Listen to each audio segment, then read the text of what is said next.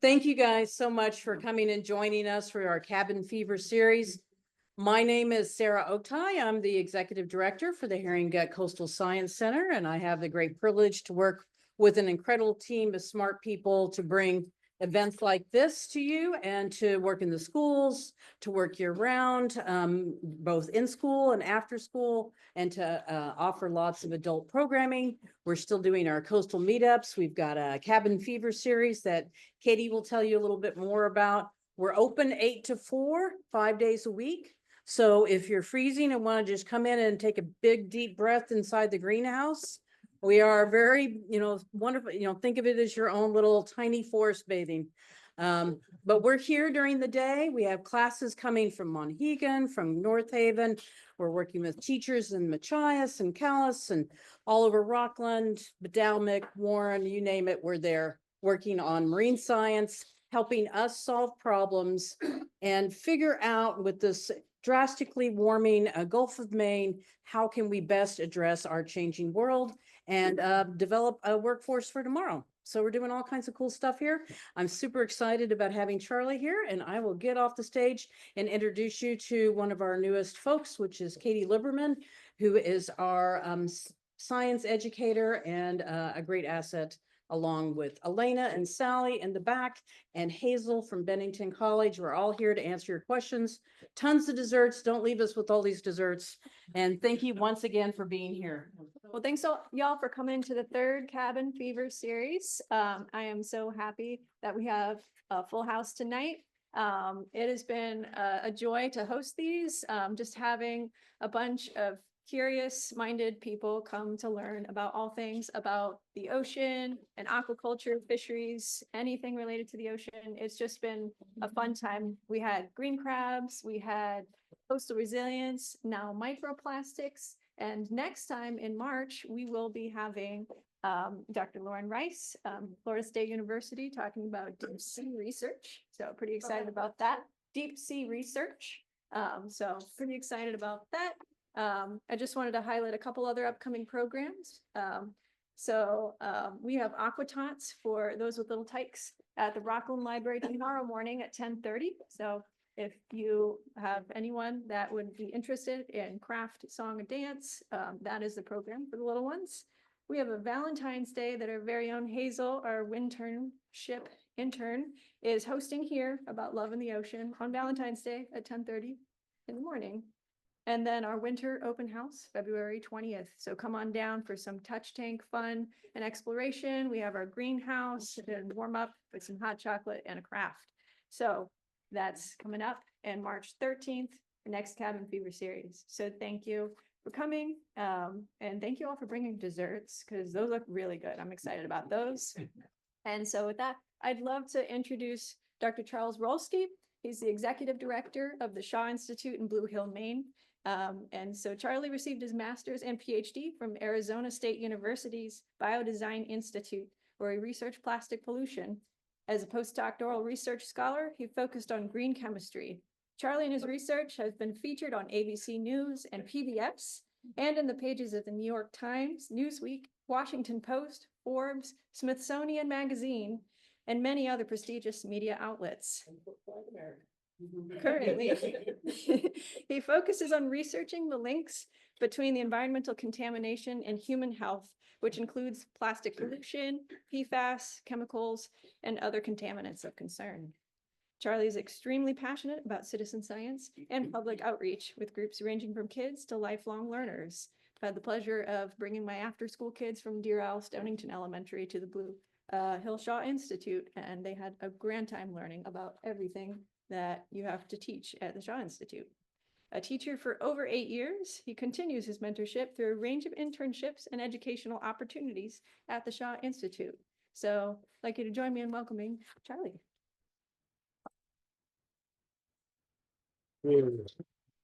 Our marketing guy makes me write these stupid bios that he doesn't realize in grad school you get imposter syndrome, so you're just describing someone else, but that's okay. My name's Charlie. Happy to be here. I've had a very unique background. I started by doing field work directly on the ocean on the West Coast, on the Pacific Ocean. And I've been a part of some really cool projects. Being an ocean researcher in Arizona makes you kind of unique. So in some capacities, I was asked to give talks to legislators there about the importance of the ocean, even in Arizona. And I don't look like a normal scientist. I have a bunch of tattoos. So they told me to take the talk seriously. So I dressed up as a shark. I didn't like that. And then this university featured my work in a promo that won an Emmy and got played during the Super Bowl. That was pretty cool. And the Patriots won the Super Bowl, which was even better. So that was a lot of fun. And then this next picture used to be cool until your executive director just made it less cool. But I got to meet Aquaman at a conference, and I like to show this to kids I talk to because people think scientists are nerdy, but Aquaman will beat you up if you say that. So the Shaw Institute, we do a lot of different things depending on the time of year. You're all in Maine, so you know in the summer we're doing a lot of different things than we are in the winter. So we do quite a bit of field work. As you heard, we do a lot with contamination, connecting it to human health. I can yell all day about some of these bad things, but people don't care generally unless it affects their wallet or their family. So we try to make that connection. And then by chance, actually, that Charlie, who was asked to talk to the legislator here, became Charlie the Shark, who reads books to kids about the ocean or takes whale bones to assisted living facilities, whales that he ate, and that's a lot of fun. And then a lot of the instruments we have at work, we can actually use to teach people about science, which is a lot of fun. So this little girl is using a pretty complex engineering analytical tool to learn about polymer science. So that's always fun for us. So we do a lot of different things, predominantly research, which we translate into educational tools. So I like to kind of lead in with the lab that got me really into science, and that's Tucker. It either gets 0 laughs or some laughs. Tucker was trained to work on killer whales, specifically endangered killer whales off the coast of Washington. He's no longer with us, but he's a conservation canine hero, and we'll talk a little bit about him shortly. In this area, it's really beautiful, but there can be upwards of 80 or 90 boats on scene when the whales are in the water, and they hunt and speak using echolocation. So if there's a lot of noise, it's going to be like their equivalent of shouting to deal with it. And it uses up resources. They just get really stressed out. So we were brought in to work with them. If this video works, it's one of my favorite killer whale behaviors. This is called a spy hop. So basically, they're so smart and curious that if you're messing around, they'll just come out of the water and look at you and just go back down. It's a very, I kind of call it like if your neighbor's doing something weird and you look through the blinds to see what they're doing. That's basically this. So you'll see in the middle, there's going to be a small female, a big giant male dorsal fin, and then the spy hop. So the spy hop happens right there, just looking. One of my favorite behaviors because it's so human. They're just looking at us. But the more we worked with animals like this, the more we realized we were finding things that shouldn't be in there. Tucker was brought in because they are endangered. There's only about 70 of them right now. And he was trained to smell their poop because it's completely non-invasive. You get all the information about the food they're eating, about their health, if they're pregnant, all from a fecal sample, and you're not stressing it out because if we're trying to study an animal that's stressed and we're stressing it out, it's not good. So he was brought in to work with them. You can see at the front of the boat, right there, there's a green mat. What breed does Tucker look like? A lab. He went over the boat once and went in his crate and wouldn't work just because he went in the water. Such a baby. I have no idea why. So he's mostly lab and whatever's in there is just completely chicken. It was a great internship for me because I was the only guy. So Tucker and I had our own room and our own bathroom, which was really nice. And I was supposed to keep him in his crate all night. I'd open it, he'd sleep in the bed with me. And then when his trainer would come to the door, I'd be like, oh yeah, just count him up. He was a great dog. He basically helped get a fecal sample from almost every single one of those killer whales and helped provide a wealth of information. On paper, killer whales all over the world are the same species. So if there's an endangered subspecies, it's really hard to get a protection because on paper, technically, they're all the same. So his work was critical in saving them. And he, again, no longer with us, but he helped start this whole conservation canine movement. We found these little things in the fecal samples that shouldn't be there. These are 30-foot animals. A big male is about 30 feet, the length of this room easily. There shouldn't be really small, hard things unless it's bone or scales. And so we started finding these little plastics. And for me, I started thinking about how this can happen. With bigger plastics, a sea turtle taking in water, accidentally getting a straw, having the water come out its nose, straw gets stuck, that makes sense as a threat. and why it would end up in there. Whales they try to consume jellyfish, plastic bags like a jellyfish makes sense.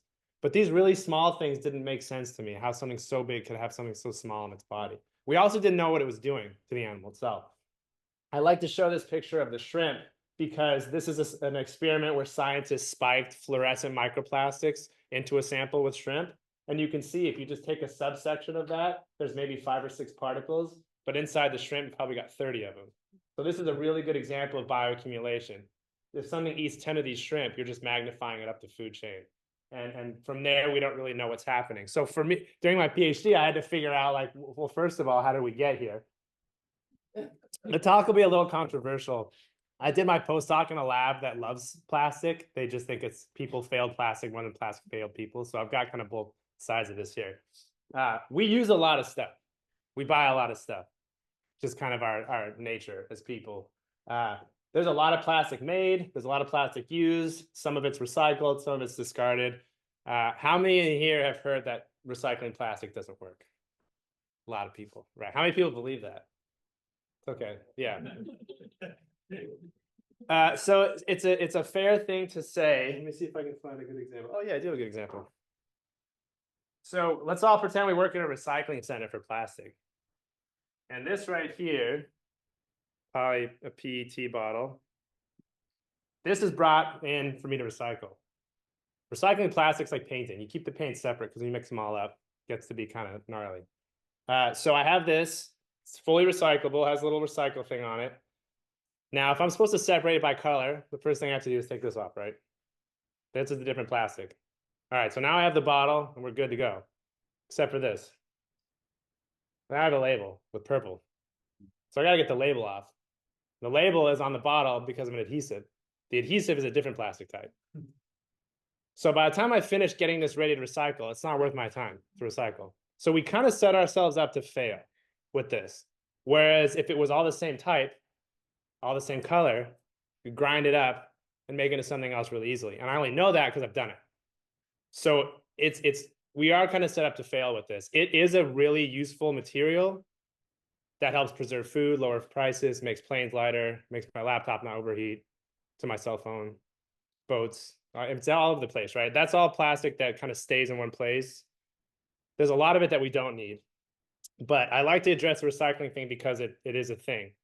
Now, it is true, over the course of a day, if I put 4 plastic bottles in the recycling bin, of those 4, 3 go to a landfill, 1 goes to a recycling center. The recycling center probably turns it into fiber, and we end up wearing it.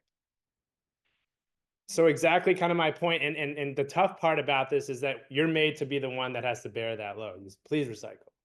You got the bottle, you recycle it. And a lot of times they use these really nice, like, please recycle. It's very nice wordage there, which is fine, right? I'm happy to do that. But for me, I also hold these groups accountable and say, well, what are you doing to invest in different materials and to making it more recyclable? It's kind of like a let's meet halfway type of thing. As an example, when I was working as a PhD student, my lab, it was peak COVID, my lab transitioned into helping create salivary tests for COVID. And it generated a lot of plastic, but it's kind of that gray area, right? Like if you go to a hospital, you don't want plastic, it's something that's reused. You want something that's used once, thrown away. But what I did there is I took a lot of their plastic material and I would grind it up and I would turn it into filament and I would use the filament to 3D print new things for the hospital. And I'm very cavemanish with my approach to polymer science. It's not my background. I'm a biologist, but I did all my training with engineers, way smarter than me. But the cool thing about this plastic is I could test it and I could show that it's just as strong. Even after I've recycled it 3 times, just as strong as a plastic that's brand new. And so I kept trying to get the school to understand that this is a really cool concept. You don't have to know much about the graphs other than this is brand new filament and recycled filament. And this is the strength test of both of them. And they're nearly identical, which is really a cool thing for me. And I want to show you kind of briefly how it worked. This is a very basic setup. I think I got a grant for $7,000 to do all this stuff. You grind up the plastic, you put it into the hopper. There's an auger that pushes the plastic into a heated element that turns it into filament. And the filament gets spooled and you can take the spool and 3D print with it. It's really cool. And we did this with medical waste. So there's the filament. It's cooled over these fans. It has to be a certain diameter for it to be taken in by the 3D printer, which I can monitor. And I spooled it, and it's good to go.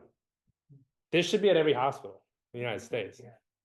And so what I started to do, no one really believed that it would be functional. So I took that filament and I started 3D printing with a printer I got off Facebook Marketplace. And one of the first things I asked my lab was, is there something I can make for you guys just to see if this is real? And they said, yeah, there's one instrument we use. And when we stick the funnel in the instrument, we pour liquid nitrogen, it goes all over the place. So if you can make a stand, that'd be really helpful for us. So I said, okay, so I took a crack at it. Didn't work the first time, like most science. It was very wobbly. So I ended up making another one that was more square with a bunch of holes. And it became a thing. So then I went to the hospital. What do you guys need? What do you guys buy a lot of? What can I make? That way you don't buy it. And they would give me ideas. They say, we have a cuvette holder, but the cuvettes are so tall. And if you fill it with blood, it falls over. So can you make it taller? So we designed one. And then we built it using garbage. And it was super functional. So the point is, we generate a lot of stuff. We don't do a lot with it, even though it still has value. This should have the little 5 cents thing, just like our cans and bottles do, because it still has a lot of value. So because of all that, what happens is it ends up in the environment because only so much can go in a landfill. It gets exposed to these things like salt of the ocean and the physicality of the ocean, the sunlight, and they're turned into these really small particles. And there's quite a few outlets in the ocean. So you have these larger plastics that fragment over time and become small. You have things like washing clothes, and the gray water goes into the ocean. A lot of our clothes are made out of plastic. You have the pre-production plastic, which are called nurdles, which you have an example of over there. And then we used to have things like facial exfoliants were microbeads, and President Obama banned those.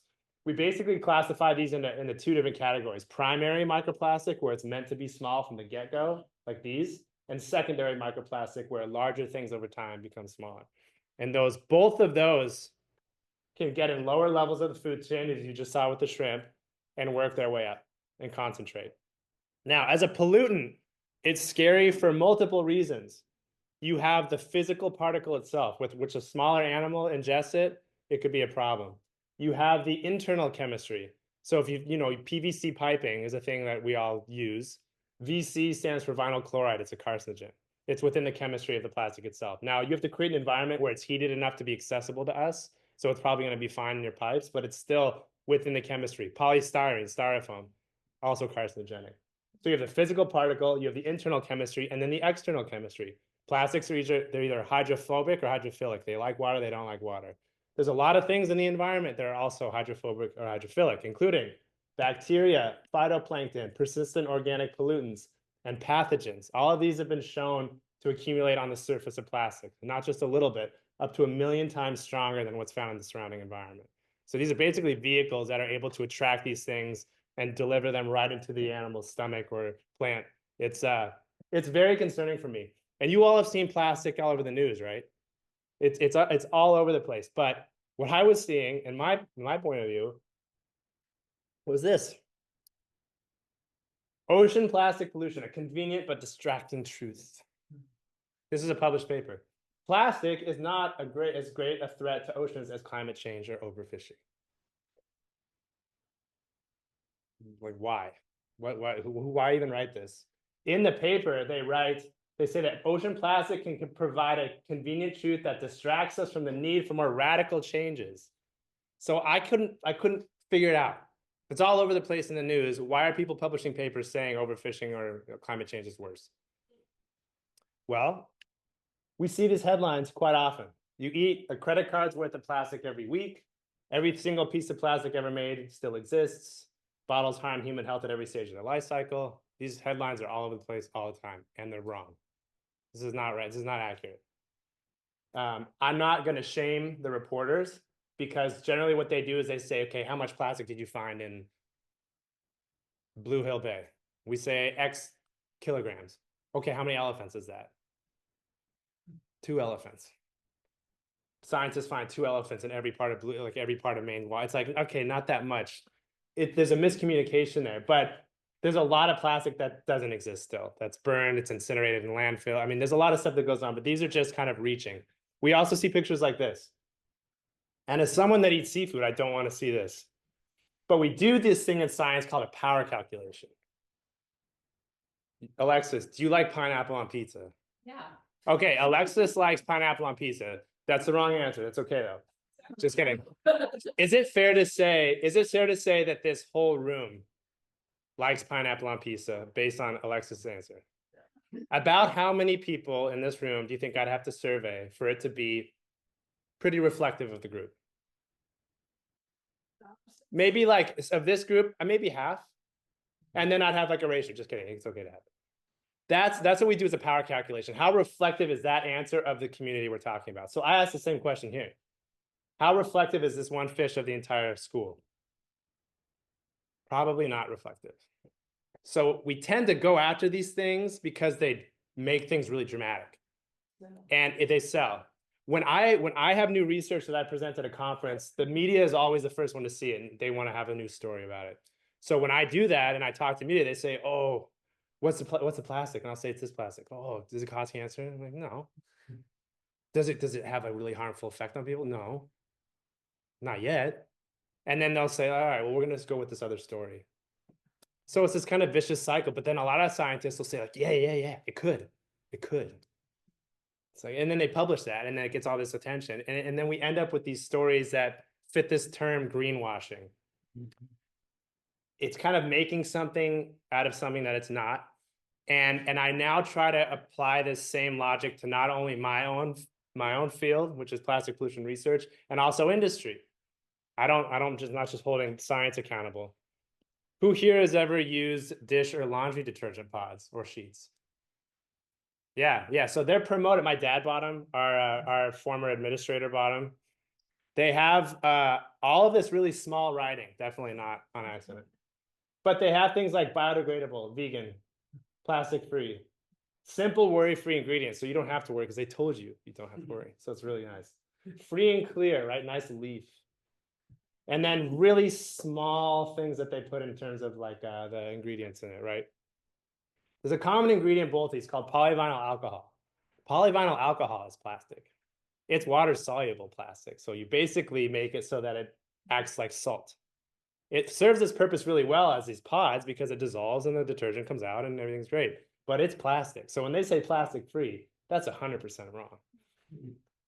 This is it was a big concern for us. And I was curious how they could get away with it. Well, at the top of the label, it says EPA Safer Choice Certified.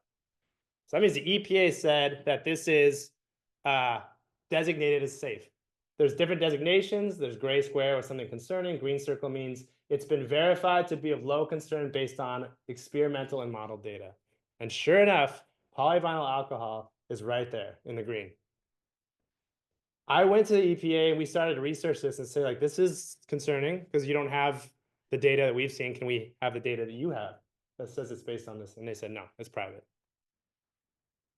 Good system. So we did what grad students normally do, and we started to write and publish a paper on it. This was done peak COVID. I'm very proud of this paper. Without a doctor on the paper, it's very unlikely it gets published. We published it anyways. It was awesome. But essentially what we did is we looked at about 60 other papers that had looked at the entire wastewater treatment process and learned about how this material behaves in each one of them. Wastewater treatment plant is designed to take our solids and break them down into something that's like useful fertilizer, not with the PFAS stuff, it's tricky, but we could essentially do that with this material. And then we can look at how much PVA is used, how much goes to a wastewater treatment plant. From there, how much goes in the liquid phase out of the wastewater treatment plant and how much goes in the solid. And we could extrapolate out how much a wastewater treatment plant treats and how much goes beyond as plastic pollution. 25% of it breaks down in wastewater treatment plant, 75% of it remains intact. We're talking about tens of thousands of metric tons per year of this stuff just going into the environment. And it's really tough because it's sold at our co-op. It looks eco-friendly and it says all these nice words on it, but it's not. And it was very concerning for us to do this. And we kind of woke the beast. The American Cleaning Institute oversees Tide and all these huge companies, and they came after us. They wrote an official comment to the journal saying we should retract our paper because it was full of inaccuracies. Sure. So then the journal said, Charlie and Varun, I want you to write a response. So we did. Wrote a response. Nothing happened after that. But in the meantime, they kept coming out with these blogs attacking us and saying we're full of it and we're lying, we're misconstruing data, one after another after another. So I ended up following up the journal and said, what happened with that whole thing? Can we get it? And it said, no, we don't like to talk. It's confidential. So you got to give us something. They're attacking us, and this is defamation. I almost got a lawyer. We had a mediator look at their comments and your comments, and they made a decision. I said, what's the decision? We can't tell you. Okay. Can you give me like notes? Yeah, we'll give you the notes. The mediator went through and not only said our paper was valid, but that the people that attacked us had used copyright violation and plagiarism in the attack, which is like a comedy show. Okay, so if I had that in my back pocket if I ever needed it. But the more they pushed, the more attention we got. And this is right when I came to Shaw Institute. Now I'm getting Washington Post features at a little nonprofit in Blue Hill. So I was eating it up. But keep attacking. This was in November of 2022. I mean, they had these articles, a debate is raging. It's not a debate. You know what the science says, but whatever. And then another one came out last year, how plastic hides in eco-friendly laundry products.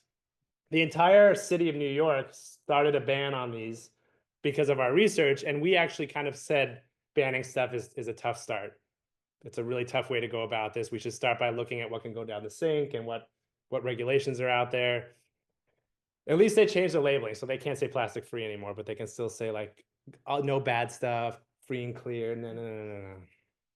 But they kept coming after us to this day. So I started working with a lab in Augusta that studies how things are. So if anything's compostable, they can study it. And they can look at how compostable under what conditions. The problem with the group that we're up against is they published a paper saying that material we talked about can fully biodegrade, but under pristine conditions in a lab without anything changing over the course of like 30 days. Water is in a wastewater treatment plant for 18 hours. And then it's in the environment. So we just kept going back and forth and saying the same things. Anyways, they pissed me off to the point that I'm ready to start our own research. We're paying for this out of our own pocket. Basically, what we're doing is we're looking to see if it is at all toxic. They make protein powder in these pods, and you put it in your water and shake it and drink it. Cool. And then the second phase of it is we're working with that lab to see how if it's taken up by plants that we would normally eat, watercress, wheat, and then if it does anything to the plants health-wise. The first stage of that, which we haven't said publicly, the plants are taking it up, plants that we're eating. So good, should be free and clear like they said. There's another word for polyvinyl alcohol, the abbreviation is PVOH. This was a study that was recently published where they found PVOH, polyvinyl alcohol, all of these in breast milk, human breast milk. So it is a bigger problem than they're showing. And they had the opportunity, these big groups, to either kind of phase it out or double down on their claims, and they doubled down. So what I'm really happy about, though, are alternatives, eco-friendly alternatives. That's the path forward for us. Recently, I've been working with a farm called Dirigo Sea Farm. This is started by a woman from Maine in Portland who is making the same pods, but out of kelp. That comes from Maine. It's a great company. She was doing the work in our lab. It was awesome. She's in the startup phase now, but please do follow up with them.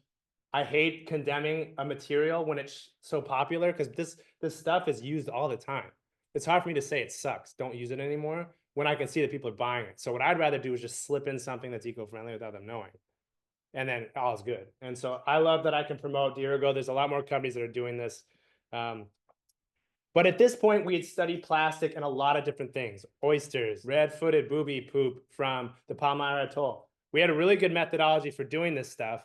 And we were finding not only plastic, but other things that we study in the environment. We were finding it in our seafood and in the ocean water column. We were finding it moving up to top-tiered predators, but there was one question. What about us? We're eating a lot of the same stuff. So it was posed to me, is this stuff hurting people? It's a tough question to answer. We're not in a vacuum. There's a lot of things that are always polluting around us, whether it's cars, noise, light. I mean, there's all sorts of ways to disrupt our normal physiology. But we started to go down that road. I was reached out to by these really talented scientists and pediatric doctors who were really interested in looking at the relationship between microplastics and pregnant women. There is a really amazing working cohort of about 3,000 women that work directly with NYU that give their placenta because it's an amazing snapshot into the health of the woman on something that normally would just be gotten rid of anyways. So it's a pretty incredible project, and it was a little bit too close to home for me. I like studying seal tissue. I don't want to study human tissue, but here we are. at the time, the science was really lacking. N equals is talking about the number of samples that you're going through for a given paper. Remember that power calculation thing we talked about? I mean, two placenta samples is not reflective of pregnant women, even in like a restaurant. It's that's just got to change. So automatically, I could see. I looked at the best published papers before we did this and saw, all right, there's some problems. The other thing that I saw is we have these two hoods in our lab that we use for plastics. Have you ever seen the sun kind of come through your window? It's all nice and pretty. There's a bunch of stuff floating in the air. Probably some of that stuff is plastic. So unless you're doing your work in a hood like this, then there's a good chance this stuff's going to be ending up in your sample. This is kind of step one of any type of plastic research, especially with human health. We have two of them. This paper, which is kind of like the gold standard human placenta plastic research paper. Since the experiments were conducted without the use of a hood, the plastic fibers found in the samples were not considered in the results. If I'm reading this as a reviewer, reject automatically. Your gloves that you wear in a lab have a static charge. So if you look at them under the microscope, there's stuff all over your gloves. And this got published. So we had a lot of work to do. And we've been doing that since. Again, this is a really cool cohort of women from a bunch of different backgrounds, a lot of different ethnicities, a lot of different incomes. And so we had three big aims. We wanted to look at the microplastics found. We wanted to associate the sociodemographic and behavior of the women with the samples that or with the particles we found, and also look at chemicals found in the urine samples. If you think about lifestyles, we're talking, are you eating a lot of fast food? Do you have an insulin pump? Do you wear a mouth guard at night? All of these little exposure pathways that plastic can reach you. Do you work at REI, where there's a bunch of fibers in the air? It's a really well put together study that, again, I had to start by saying, are these samples coming from an area with a lot of plastic? It's like, well, it's a delivery room. Yes. So then the question is, how do we know it's not coming from the delivery?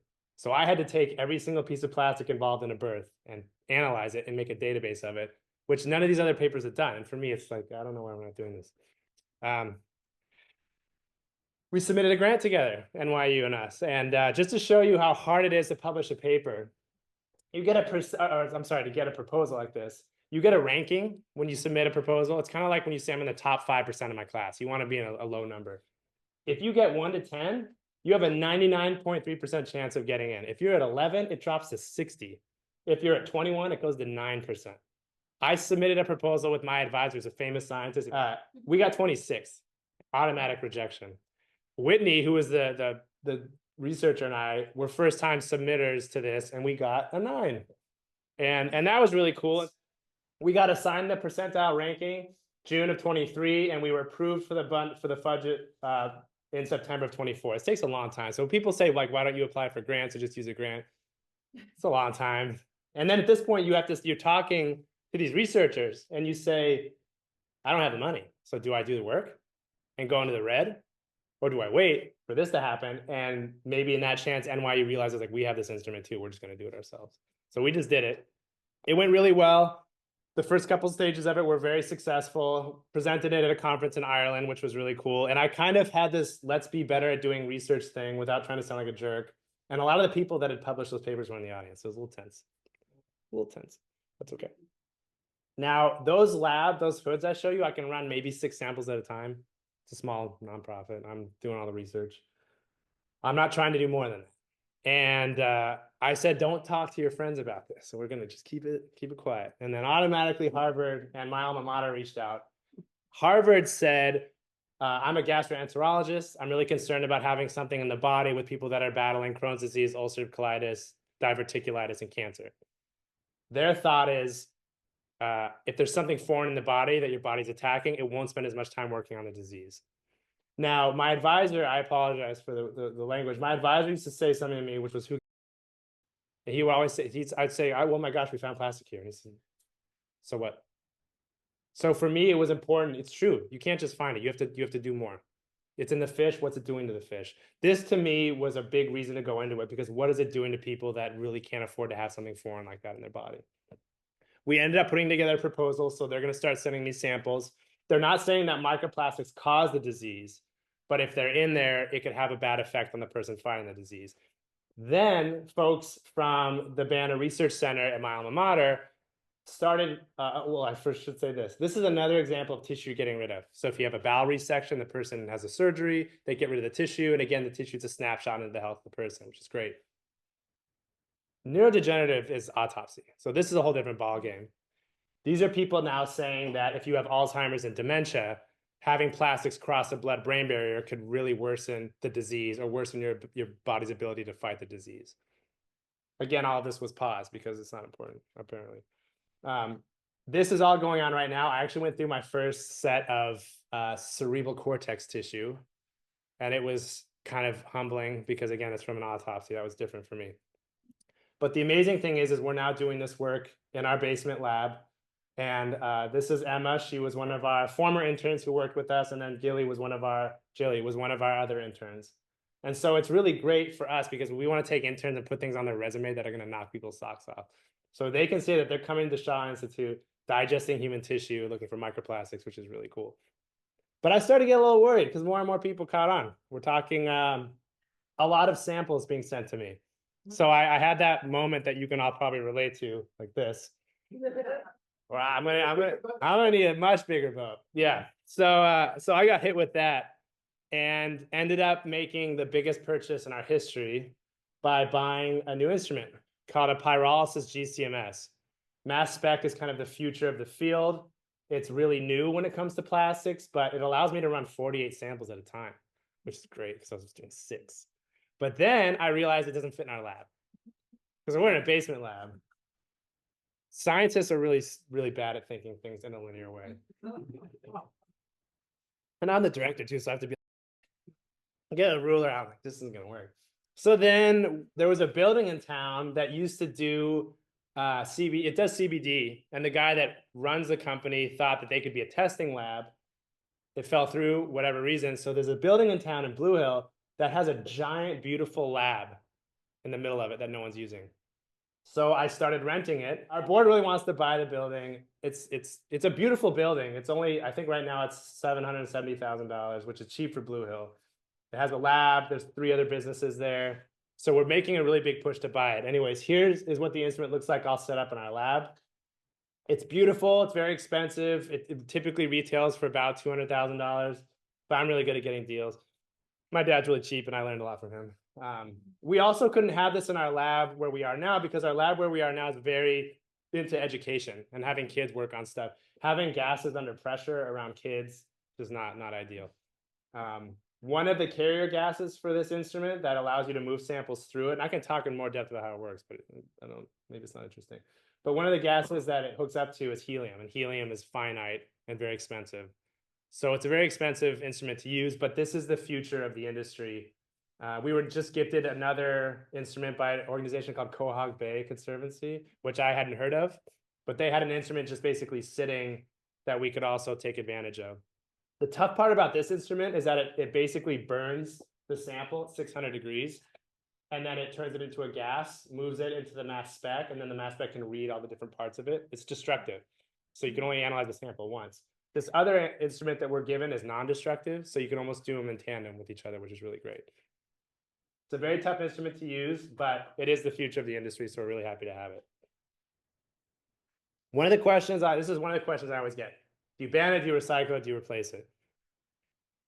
I don't mean this to be condescending, but when you write on cardboard, it is no longer recyclable. So reuse that as much as possible. I try to tell people, this is not recyclable anymore, it's going to the trash. One of my big pushes now is to make people better at their own little grassroots movements of improving the world around us. We all kind of want that.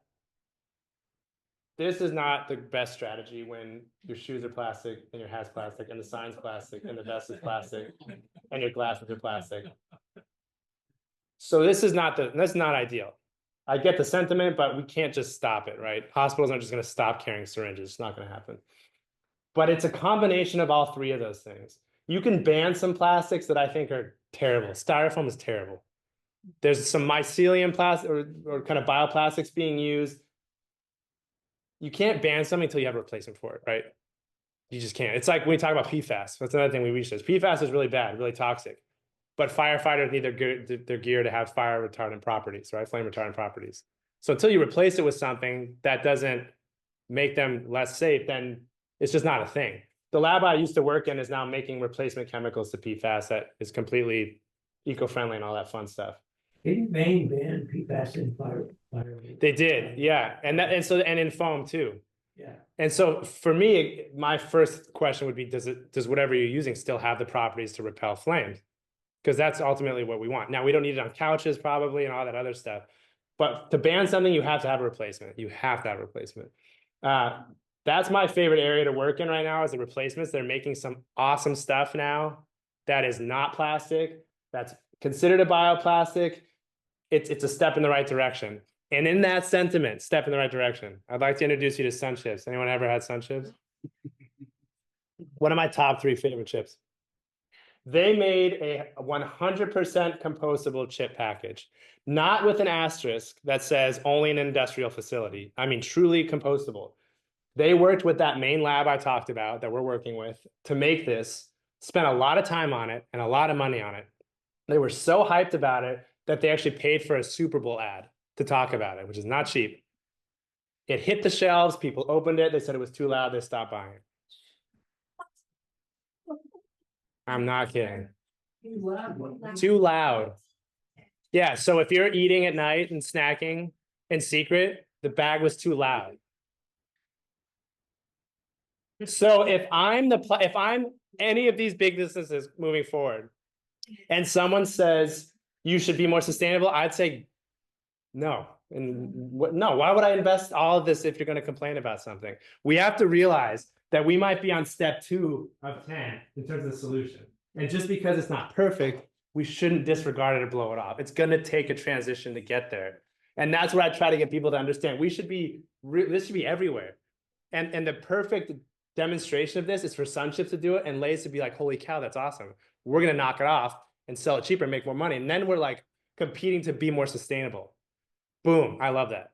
Instead of competing for profits or competing for worldwide attention, it's this. And it was just a really big, sad situation. So in general, instead of nitpicking, I try to do this with myself too. I think, is this a step in the right direction? If it is, let's build it up and keep going in the right direction. One of the things I like to hear was we need plastics, but we don't need waste. As I said earlier, it helps make things cheaper, preserve things. It's true. We do need some plastics, but there's a lot of plastic that we don't need. And what I try to tell people when they say, well, I'm going to get rid of this or ban this or straws or whatever, I gave a really nice talk and someone said, well, we should ban straws. Another person in the room said, I had a stroke, I need a straw. And it's like, that's why we don't ban stuff. Yeah. So if you don't need it, then avoid it. It's a good thing, but it's very complicated. It's taken us a long time to get into this mess. It's going to take us a long time to get out of it. And that's okay. People just need we're getting there and we're making incremental progress. And 3 things I'm really excited about. Above ground mining. I love that term. We already have the material, so just keep using it. Don't keep going into the ground and pulling out oil. It's right there. Just use it. The bag bans are good. We didn't talk about that. But what happens is the companies that made the bags just switch that to reusable bags. They make a bunch of reusable bags that actually require more energy to make. It's complicated. It's complicated. That's okay. Green material. So what I talked about a year ago, making something that replicates plastic but doesn't have any of the harmful qualities is awesome. And there's a lot of that being made. And again, we have to give it that it's step 3 out of 10 consideration. We're not fully there yet, but we're well on our way. And then this concept of innovative recycling. Adidas made a fully polyurethane shoe where the sole, the shoe, the laces, the tongue, all polyurethane, all white. And when they're done with it, you grind it up and you make it again. This should be everything, right? It's a great example. I never know where I go with the end of this, but I guess I wanted to talk about this. We made a new environmental education center in Blue Hill, which is kind of cool. So we used to have a touch tank well before I started. We've been at the Shawnee for 3 years. I inherited it from the founder who hired me. She passed away shortly after of cancer. And so we've been really happy about that. So if you have friends and family in the area, we're having our grand opening on March 29th. We got a famous lobster because he's a chimera. He's half red and half orange. Since he's half and half, his name is Arnold Clommer. We haven't officially opened yet, but we've already gotten a lot of attention. We got this beautiful touch tank from a company in Biddeford. And when we got the first one, it leaked. So they're like, throw it away. And that's a lot of plastic. So we didn't do that. We gave it to the Maine Center, their aquaculture center. They needed a new tank. And then the company felt so bad, they made us a new one, brand new one. It's beautiful. The other one was used. So we're very happy about that. We probably lost 5 years of our life in that stress. We got the tank in like November, which is like having a lobster opening in the winter. Like, who's going to go to that? And there's our lobster. There's Arnold Clammer. He was actually going to be sold to be eaten, and instead we have him, and he's going to be with us, which is really cool. It got a ton of attention. I had our Aquarius, our new guy, write a blog. I guess teach people about this, and it got picked up by the news. And our marketing guys like, this is why everything is a press release, because it doesn't have any quotes and none of our contact information. He yelled at me for a long time, but it got picked up by a lot of different news agencies around the world. One was in China, and there he is right there. You can really see the color difference there. He currently has the bands on his claws because he doesn't pay nights with others, but we just bought a new tank for him just to be by himself. As you can probably attest, this is expensive. So we're poor now, but that's okay.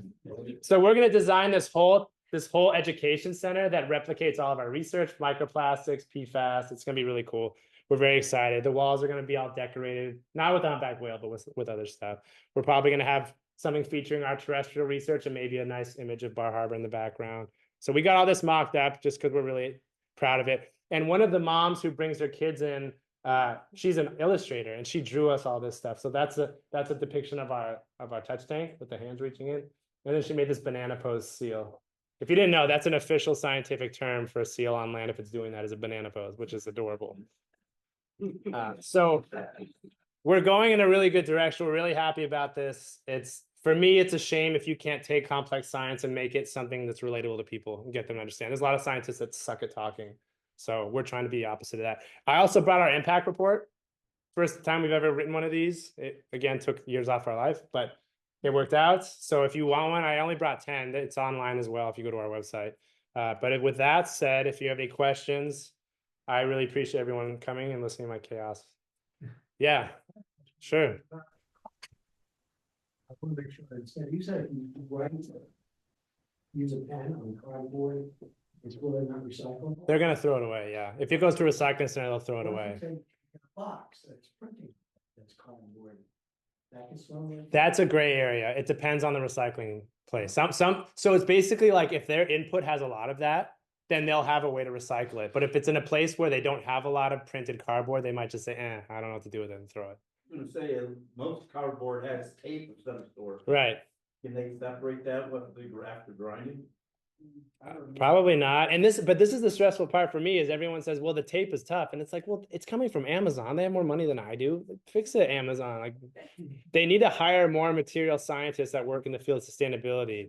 And this is probably a point I didn't make. The future for me is having a communal table where Coca-Cola is there, scientists are there, economists are there, educators are there, and they all talk. And I say, Coca-Cola, what do you need out of your bottle? And they say, I need it to not have the label come off if it's humid and to withstand this much pressure. And then I say, material scientists, can you do that with something that's not plastic? And they say, yeah, I need money. And then you say, Coke, give them money. If you can have that kind of communal table, you make a lot of progress. But what we tend to do is vilify these groups, and that doesn't create as much of a connection or conversation, as much as I get it. We were asked to, I guess, picture yourself, I was a grad student, and someone that likes to invest in sustainability got in touch with us and said, I'm really concerned about the oil when they take oil out of the earth, because if there's a crack in the pipe, it can just leach into the groundwater. Can I pay you to design something to go around it so that if there's an oil leak, it absorbs it before it gets in the ground? So you have two options. You either say, you shouldn't be using oil, I'm not talking to you. Or you say, yeah, I'll design something. Now imagine if that was Exxon. This is the kind of tricky waters we have to navigate, but in that situation, I'm going to work with them, right? It's progress, it's going to help, but that's why it's so tough to kind of point fingers and say that you bad. Then we're now we're farther apart. We have less of a chance to work together. Yeah. I'm just gonna get it going. Have you ever, you worked on a whole bunch of things, and you worked with a lot of people? Yeah. Have you ever had an idea about doing something, and you working on it, and someone walks up and says, you might as well take a 2-week vacation cause it's not gonna work. Yeah. Most of the time I'm saying that to myself. Yeah, I find failure to be so positive. Because I don't learn anything if I'm doing the same thing. But if I screw up, I learn something. So if something goes wrong, I'm right there. I'm celebrating it. I love it. It's like when you set up an instrument, it doesn't work. Okay, good. Show me how you fix it. Now I know how to fix it. I love messing up.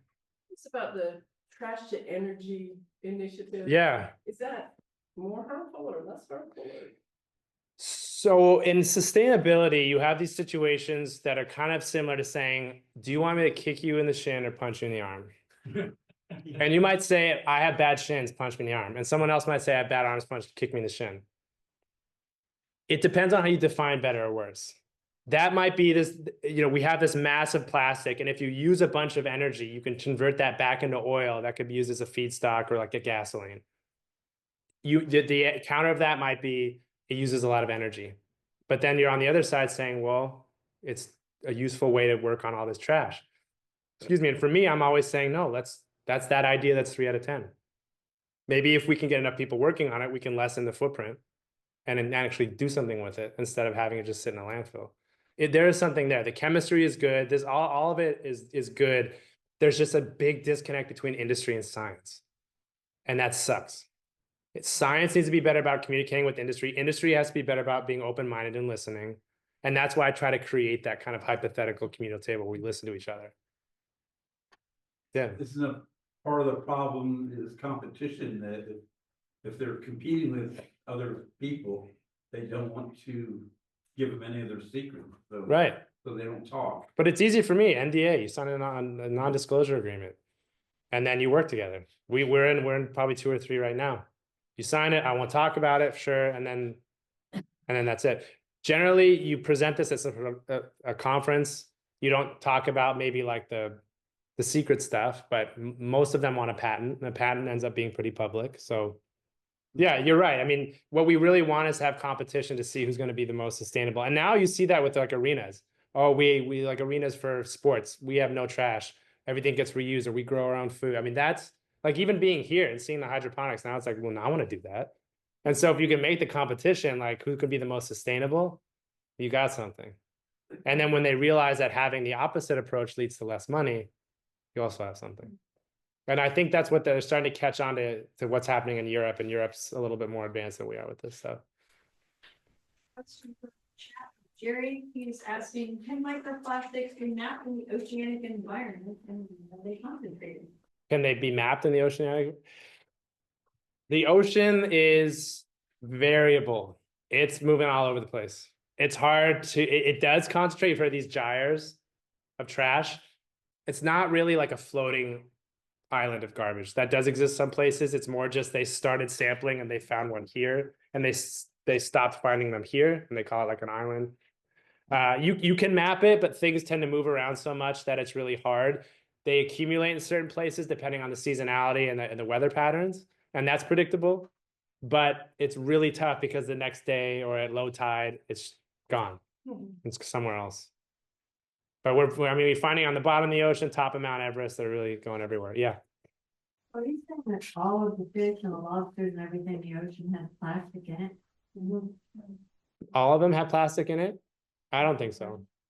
No, I think that there's a lot of them that can end up with plastic. I think if you were to ask me what is going to have the most, it would probably be filter feeding animals. So from oysters, mussels, clams, basking sharks, animals that just take in enormous amounts of water. It's really easy to take in plastics as they float. But there's a lot of animals that, and a lot of areas that don't probably have pollution. That's a really good question. And that's something we're now exploring lobsters for microplastics and PFAS to see how it affects them. I mean, with them, I tend to be less worried about plastic because they're not even really coming down here as much. And I'm more worried about the temperature of the ocean changing and the green crabs. I mean, that to me is pretty scary. It all sucks. But hearing that they're not coming down as far, the ocean's warming a little bit for such an important industry, I would put more money into studying climate change and green crab populations and plastic with lobster. or harmful algal blooms, lobsters usually have lower concentration than a filter feeder, so. Right. Yeah. Likely you saying from. Yeah. Yeah. Yeah. We do have a photograph, I believe it was a Maine scientist that found like a microplastic fiber in a larval lobster, like the shrimp picture. So it's possible that they're taking it when they're eating plankton. I'm trying to. Yep. Yep. Yeah, it is concerning, but for me, if there's other things I'm worried about, and if they're having complete changes of behavior because of something else, that's what I would be looking at. Is something else? Yeah. Our dog eats guitar picks, should we be worried?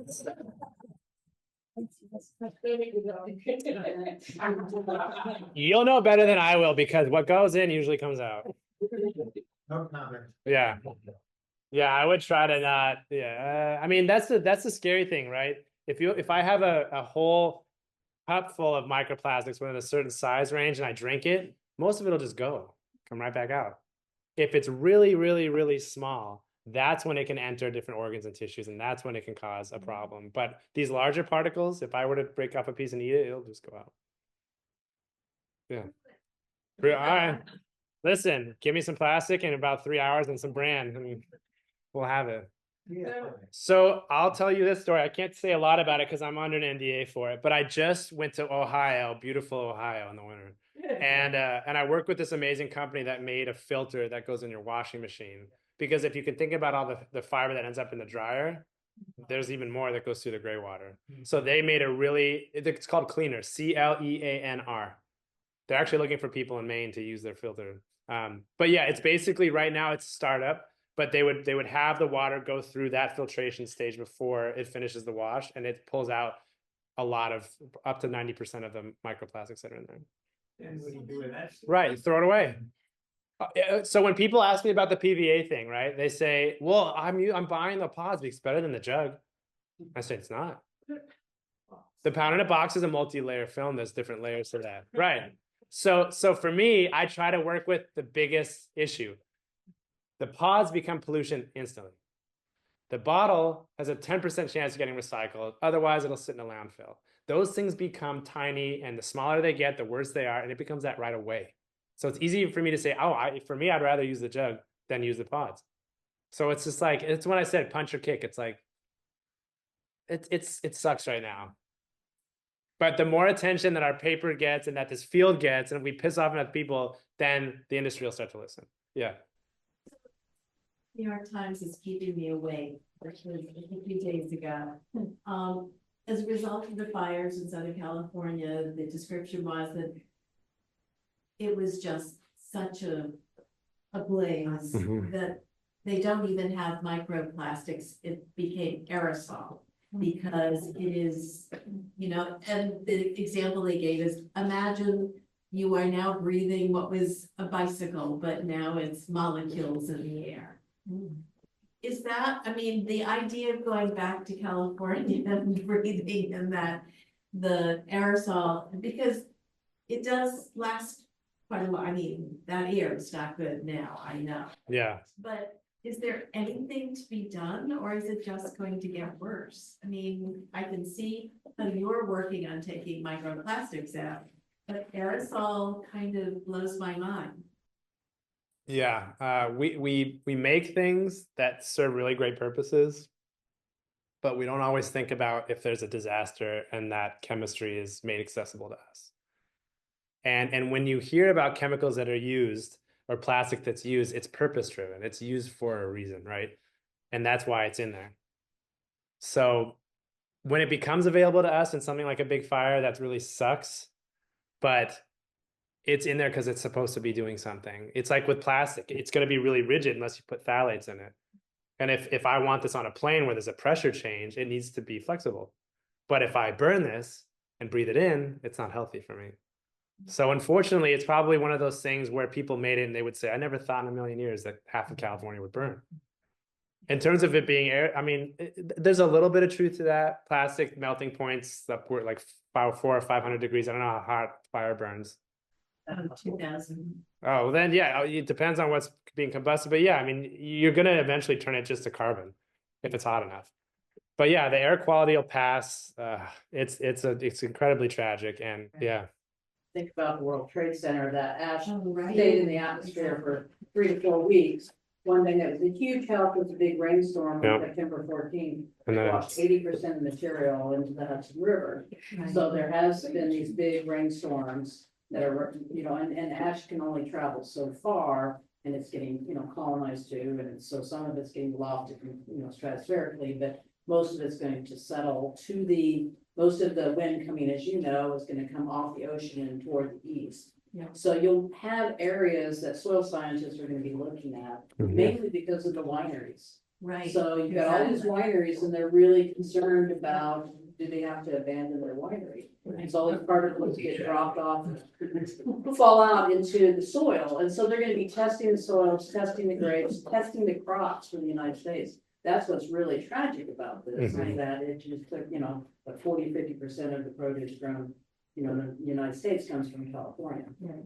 So it's gonna be something we're tracking everywhere. Good thing is, and you know how to run GCMS, if Oh. you get in a big bind, but yeah, I you do. are, that those high temperatures are going to, in certain parts of that fire, are going to reduce those chemicals down to a safer, more carbon, benzene. Like mono, yeah, yeah. Still carcinogen. I know the aromatic ring. Yeah, nice. Different carcinogen. Yeah. Almost got my answer. So what are you looking for in the mass spec? Read out the 48 samples you're gonna run this mass again, so are you looking at the PDA molecules or? So you have two instruments in our lab right now. One of them uses a light source to shine into any type of item, and the amount of light that's either reflected or absorbed is read by the instrument. And that way I can identify the particle and I can tell you the size, the shape, the color, all that fun stuff. Morphology, we call it. That's great, but that instrument takes forever to visually go through something, find it, analyze it, go to the next one, analyze it. It just takes a long time. The mass spec it's called a pyrolysis GCMS. So it burns it, turns it into a gas. The gas then goes into a column, and the column separates things based on how heavy they are. So lighter things go through first and heavier things later. And then the mass spec can essentially read everything that was in a given sample and then give you something, if you do a bunch of complex equations, in the amount of mass. One of the issues in the plastic pollution world is they said, I found 10 fibers. They're all fragments or spheres or ellipses or glitter or foam or line or ellipse. They have all these terms that are completely ambiguous. And so if you do all that work with these weird classifications, I can't compare my research to you. But if I can give it in units of mass, grams are grams, no matter what. That's why you want to use those two instruments together. One tells you what they look like. The other one tells you how much of it there is. But it's a very complex instrument. It's a very new field. And people say, I learned this from one of the researchers. It's like going to a concert, like an orchestra concert, and trying to pick out which instrument's playing B flat when they're all playing at once. Plastic is made out of carbon. We're made out of carbon. And so there can be a lot of technicalities to the analysis. So yeah, you can come work for us, please. But that's essentially having those two instruments with each other is really, really useful. And one of the reasons why we got the other one, those articles you read, microplastics in the brain, microplastics in the testes, unless you combine those analytical approaches, you're probably overestimating how much plastic you're finding because of that same thing. If you're analyzing tissue has phospholipids, it can give a certain signal. Plastic is carbon-based, give a certain signal. They can give the same signal sometimes. So we have another one from James, who's asking if there's any microorganisms that are consuming microplastics. Consuming isn't getting rid of them or eating them accidentally. I guess for both. So there's some work that's been done where they found certain animals or organisms that can consume plastic and get rid of styrofoam, for example. There's a lot of microorganisms that do take in plastic accidentally. And there are some microorganisms that eat plastic, but it's a tough approach because it's done in a lab. And how do you deal with it in the environment? Just throw a bunch of animals out and hope they don't destroy the food chain. But yeah, it's being done. There are animals that take it both on purpose and accidentally. Yeah, I thought they were doing that with oil. Yeah. And enzymes as well. Sometimes they use enzymes to break down plastic. It's all going in a good direction. I'm really happy that this work is being well funded. And because it's a critical work to be done. And again, my last lab was probably one of the leaders in the country about doing this stuff, but it's really, really nice to see. You know what I like? We've got a great sense of humor, and that's one way to stay optimistic. Good. Life's too short. You can't beat yourself up all the time. It's really compelling that you mentioned that you could 3D print. I mean, I've been talking to Mike Felton, who's doing a lot of 3D printing with his makerspace. Yeah. And we were talking about things like recycled plastics, and I've always heard you had to have virgin plastic. But apparently you can, if it's cleaned well enough or made into these fibers. That's a huge step in allowing people to, a lot of people typically when they have a 3D printer, they just put Right. a bunch of virgin plastic. and Right. It's not really great for the environment. Right. Well, or PLA is really good. The 3D print, polylactic acid. It's still plastic. It lasts just as long. This is the dilemma again. But it's corn based. It's not oil based. Lasts just as long, acts the same way. So it's like, is that better? Doesn't come from the ground.